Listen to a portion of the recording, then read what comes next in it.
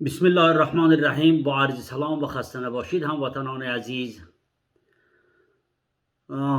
امیدوارم بعد از این ویدیوهای بنده را که ما ثبت کرده و همه روزه انشاءالله در خدمتتان نسبت به قضایای روز تحلیل مسائل در حد توان تقدیمتان میکنم. پیگیری کنین و در بازنشر و سابسکرایب و لایکی ویدیو همراه ما کمک بکنین که تا بتوانیم چیزی را که در مافی ضمیر خود داریم و یا برداشتی که ما از مطالعه شرایط فعلی خود داریم خدمتتان تقدیم بکنیم.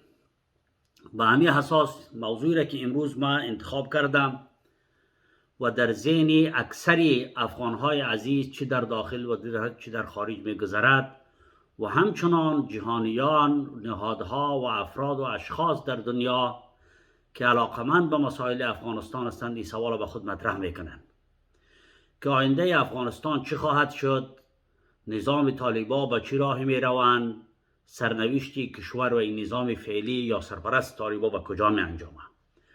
ما تا حد توان کوشش میکنم که با فکتها و دلایلی که به نظر خود من معقول است خدمتتان این موضوع را به بررسی بگیرم. امیدوار هستم بتانم در مدت کوتاه و کمی این موضوع را با شما شریک بسازم. اول همی که هر جریان، هر مکتب، هر حزب، هر تکتل یا تشکل سیاسی را که انسان مورد مطالعه قرار میده باید از تاریخ از او شروع بکنه که تاریخ همین جریان یا پیدایش جریان از کجا آغاز شده، چه علل و انگیزه های باعث پیدایش این جریان شده است.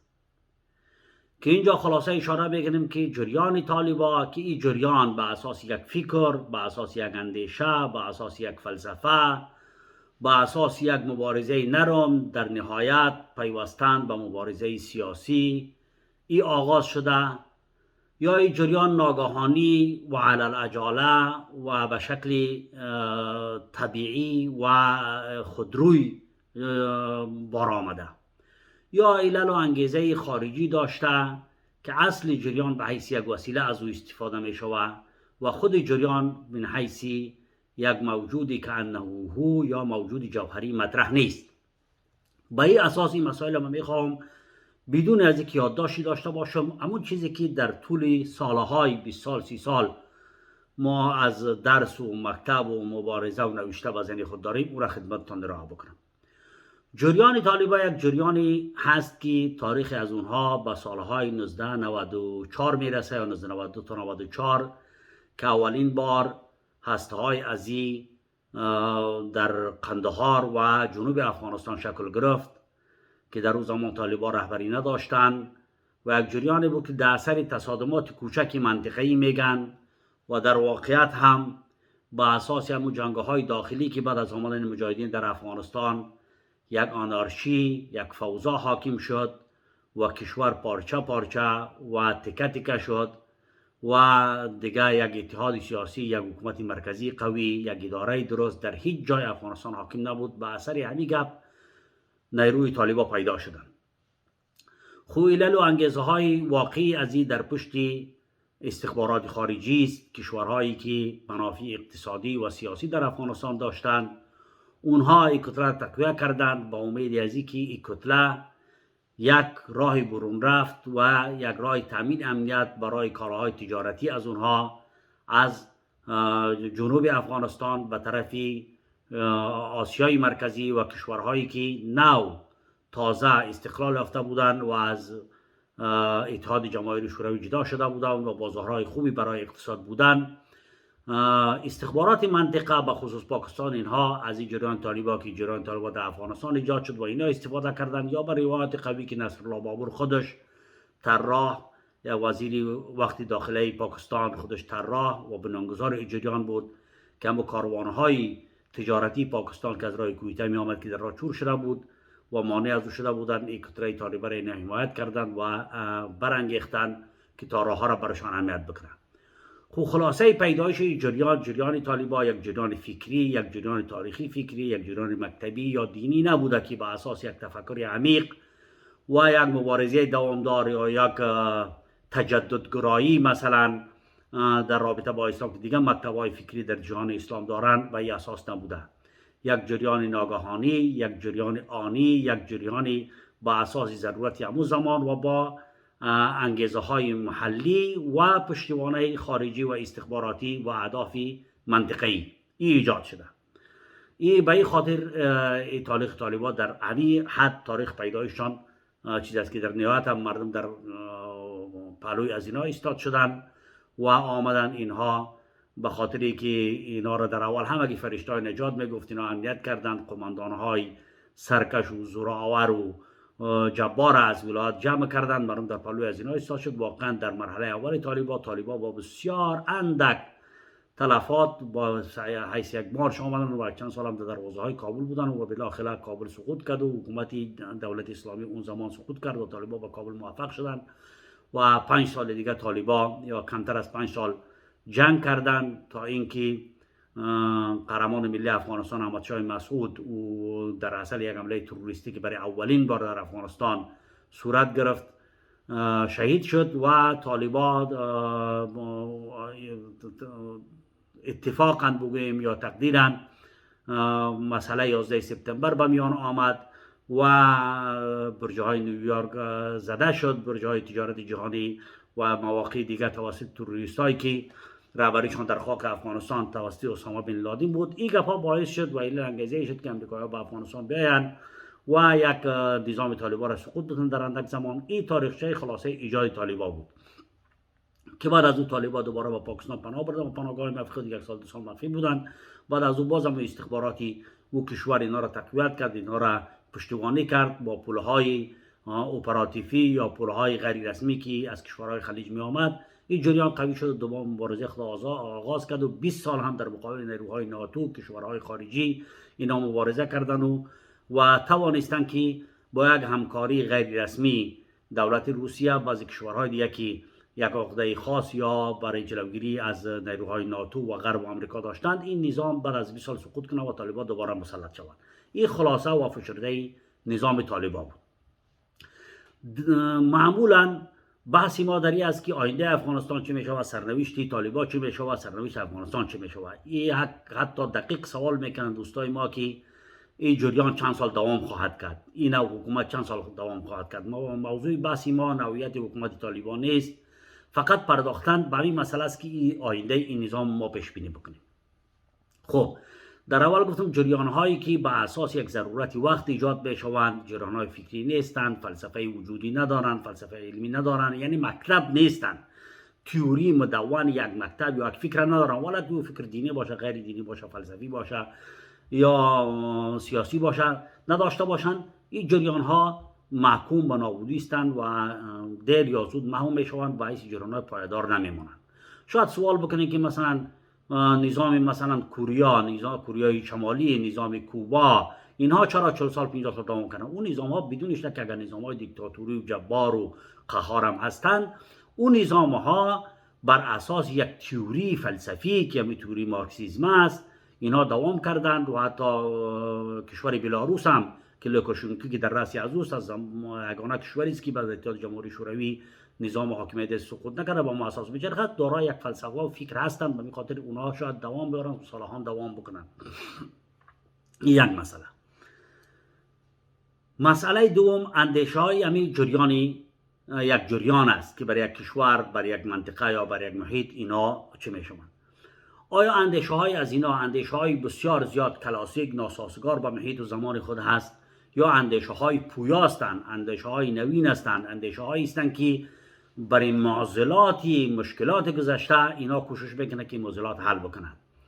که جریان طالبان با وجود از اینکه یک جریان دینی باشه برخواسته از فقه کلاسیک و بسیار سابقه مثلا حنفی باشه، به خصوص فقه متأخرین هم که بعد از امام سرخسی است، اگر برخواسته از این هم باشه یک جریانی هستند که در واقع ما به حق و باطل بودن از این حرف نمیزنیم، یک جریان کلاسیک است که با محیط و زمان خود ای سازگار نیست، ای به تفسیر ضرورت داره، ای به توجیه ضرورت داره، ای به تدوین اثر دوباره علمی ضرورت داره که مطابق با عصر، با زمان، با زندگی روزمره مردم باشه.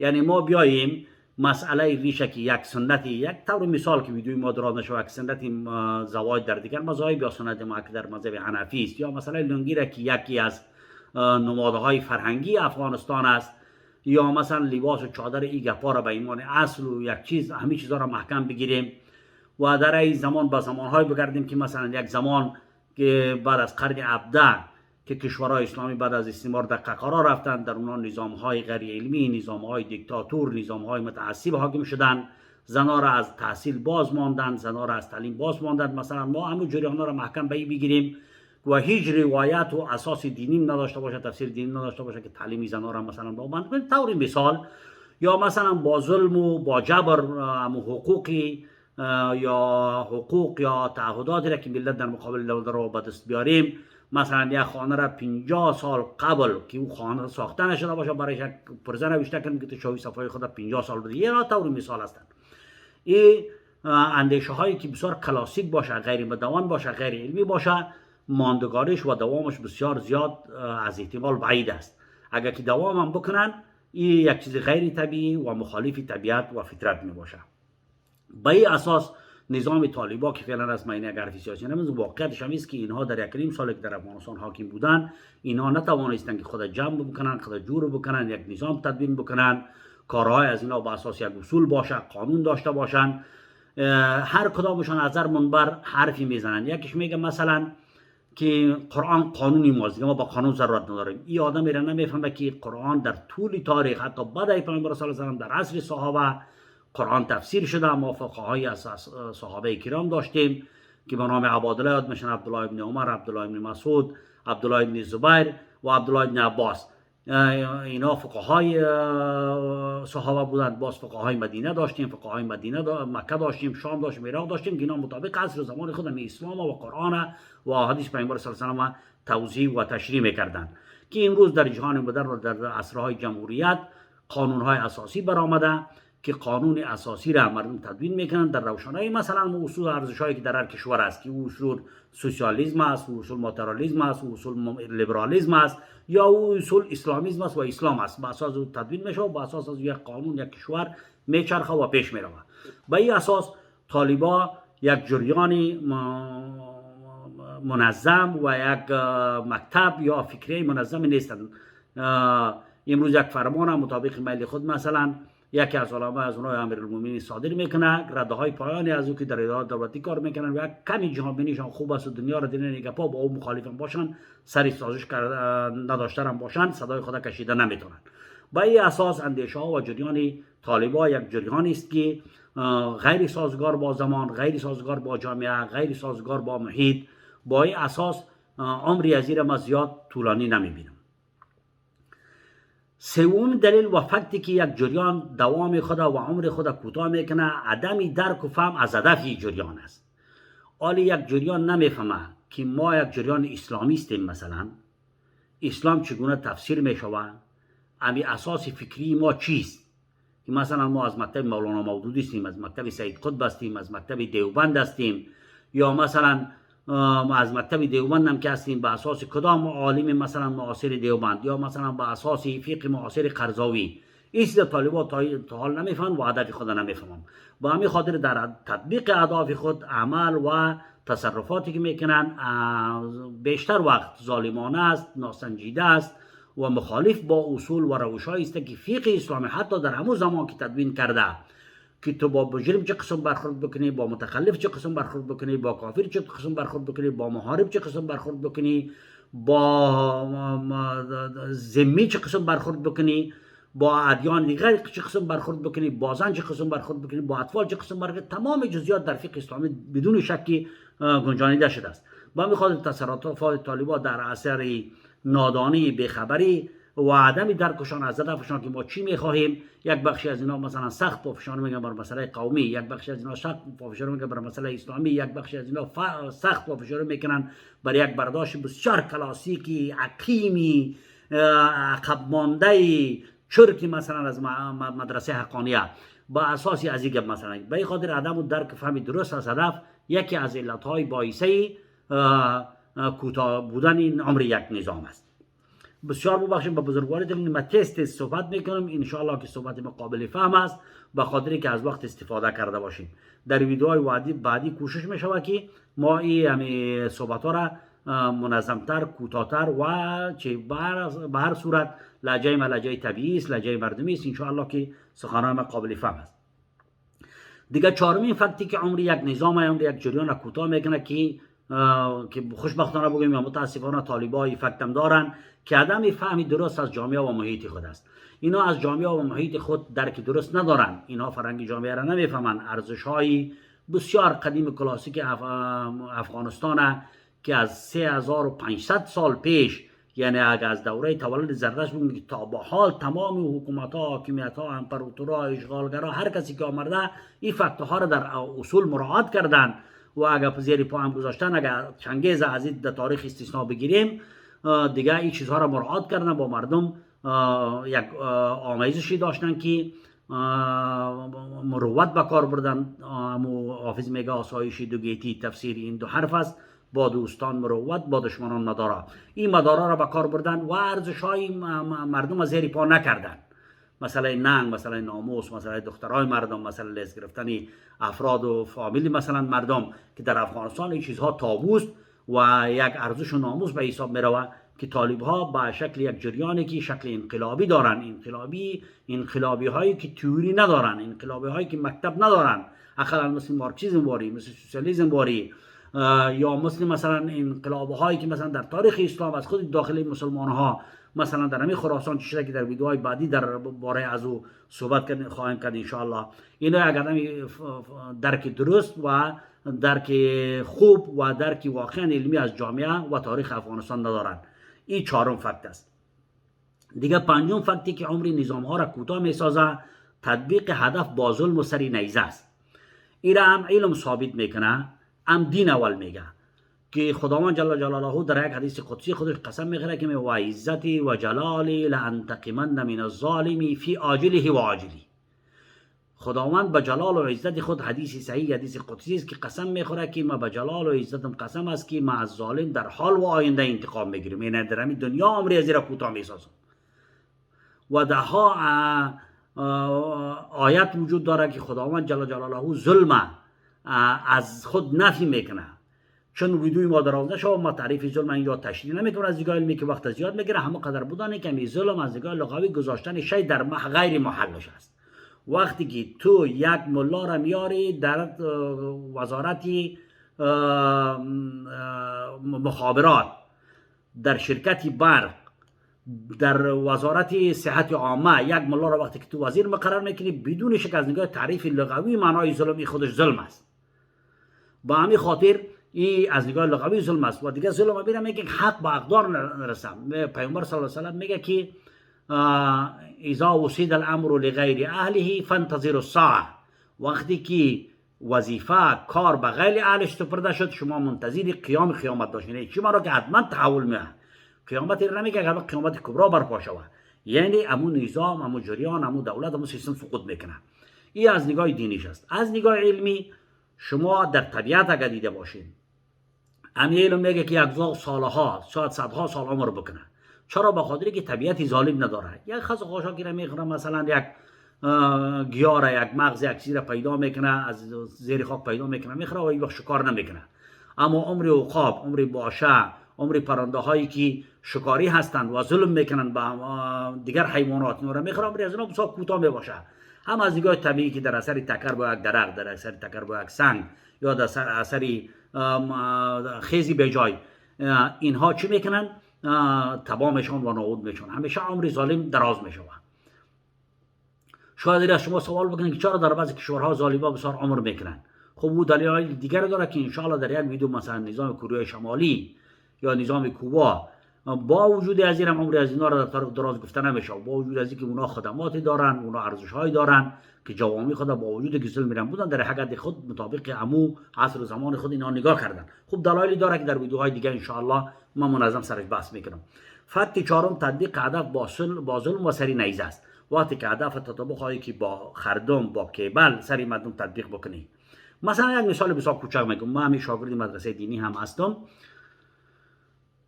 بالاتفاق در تمام کتب فقه اسلامی یک اصل است که الحدود تندری به شبهات، یا حدود با اندکترین شبه ساقط می شود. یعنی حد زنا، حد سرقت، حد قذف، تمام حدودی که در اسلام مشروع و متفق علیه است با اندک شبهه، با شبهه از اینکه این نافهمیده شده، با شبهه از اینکه از سر گریسنگی میکاره کرده، با شبهه از اینکه وجود نداره، بخصوص حد زنا که مثلا باید در فقه حنفی متأخرین حناف که 4 نفر امو در نگاه فقه اسلامی مسئله شرم هم نیست آدم بگوه کل مهل فی المکله، یعنی مثل سرمجو در رمضان همین مسئله زنا را 4 نفر باید دیده باشه که شرایط در زمان فعلی ممکن نیست ایجاد شدن یک شرایط. همین کسی که شاهدی میته 4 نفر باید باشه، سالی باشه، ثقه باشن، فاسد نباشن، فاجر نباشن، متهم به کذب نباشن. یک طور مثال وقتی که تو یک آدم میاری که شلاق بزنی، دره میزنی و اقرار از اون به اثر چی گرفته شده، یک نوع از ظلم است، یا انسان بدون کلام جبر و اکراه خودش در 4 مجلس مختلف آمده باید اعتراف بکنه که من همین جرم مرتکب شدم و حتی حاکم قاضی برش بگه که جرم مرتکب نشده که مثل پیامبر صلی الله علیه و آله کرد.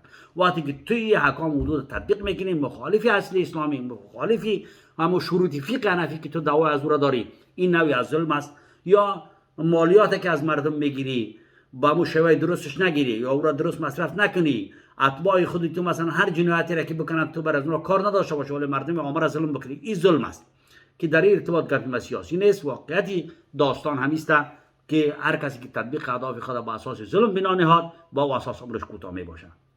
از همه مهم و آخرین فکت، پنجمین فکتی وابستگی است. هر وقتی که یک جریان، ولو که جریان مخلص باشه، ولو که جریان هدفمند باشه که طالبان هستن، ولو جریان تئوریک باشه، ولو جریان مکتبی باشه، این جریان که وابستگی به خارج داشته باشه، وابستگی به بیگانه داشته باشه، هم از نگاه سیاسی، هم از نگاه اقتصادی، هم از نگاه نظامی، هم از نگاه پروسه یا مثلا برنامه، که مثلا اگر نیروهای بیگانه سیستماتیک، جنرال ها، سای منصبا، توریسان نظامی این مسئله را اداره نکنن، از فکر ما خارج میاد که جریان و یا سرپرستی مثلا نظام بتونه که این مسئله را اینا چی بکنن، اداره بکنن. با این اساس وقتی که وابستگی همه چیز وابسته به خارج باشه، عمر از این تو نظام ها کوتاه باشه، ولو که نظام جمهوریت که من میگم، اون نظام فاسد غنی و اون نظام فاسد کرزی و اون نظامی که در اون تمام فجایع، تمام بدبختی، تمام جنایت صورت میگرفت، فساد مالی، فساد اداری، فساد اخلاقی، فساد قومی، فساد جغرافیایی، یعنی هیچ فسادی نبود که در اون نظام وجود نداشته باشه. ولی چون نظام متکی به بیگانه بود، نظامی بود که اقتصادش بیگانه میچرخان، تیوریش سفارت‌های خارجی میداد، نظامی بود که با اساس فکر فاسد، فکر غیر ملی، فکر غیر بومی میچرخید. و نظام با وجود پشتوانه هزارها میلیارد و پشتوانه 48 کشور بعد از 20 سال با او فضیحت، با او فجایع سقوط کرد. پس به این اساس یک اصل است که هر نظام، هر جریانی که وابسته باشه، هر جریانی که از بیرون دستور بگیره، هر جریانی که 100% استقلال نداشته باشه، و جریان دوامش کم است. با همین خاطر من در آخرین صحبت خودم یک مثال ها نشان براتون میدم. شما ببینید حکومت داوود خان آمد یک نظام 150 ساله افغانستان، هر چی که بود یک نظامی بود، ایرا متزلزل ساخت، ایرا کودتا کرد با اساس دستور یا با اساس پشتیبانی در همون زمان روسا و پرچمی ها و خلقی ها نظام سقوط دادن، چون همه چیزش وابسته به خارج بود. در ظرف 4 با همون کسایی که با همکاری کردن را سقوط دادن. بعد از اون تمام جرهایی که اینا آمد، امین آمد، ببرک آمد، بعد از اون نجیب آمد، چون وابسته به خارج بودن، وابسته استقلالیت داشتن، یک روز اینها با فجیع‌ترین وضع خود سقوط کردند. اگرچه که نظام مجاهدین که بعد از اینها آمد، اینا وابسته به خارج نبودن، ولی به اساس ظلم داخلی، به اساس همون فاکتورهای دیگه که همون اندیشه‌های جریان بود، عدم فرقی درست از جامعه و عدم فهمی درست از هدف و در عین حال فساد و ظلم بود، اونها سقوط کردند. پس این فاکتورها را که هر نظامی داشته باشه، بقای از او ناممکن است و اگر باقی بمانه خلاف فطرت و خلاف اصول علمی است که بیان شد. امیدوار هستم که امی یک بحثی سریع و یک گفتاری که بسیار تیز بسیار زود با لهجه خاص خود ما برای شما گفتم مفید واقع شده باشه. شما در کامنت ها در چی برای من نوشته بکنین که علاقه‌مند به این بحث ها هستین، حتی عنوان برای ما بتین، برای ما تایتل بتین که ما در چی مسائلی روز میخواین که سرش مسائل بحث کنم. با همین شیوه و طریقه مشوره شما در نظر گرفته و دکومنت نوشته بکنین. من انشاءالله که با سعی خدا ادامه میتونم. امیدوار هستم که برای شما و برای جامعه خود مفید واقع شوم و گفتار ما بی‌غرضانه است و علمی است انشاءالله و غیر سیاسی است. حقایق میگم. و السلام علیکم و رحمت الله و برکاته. السلام علیکم.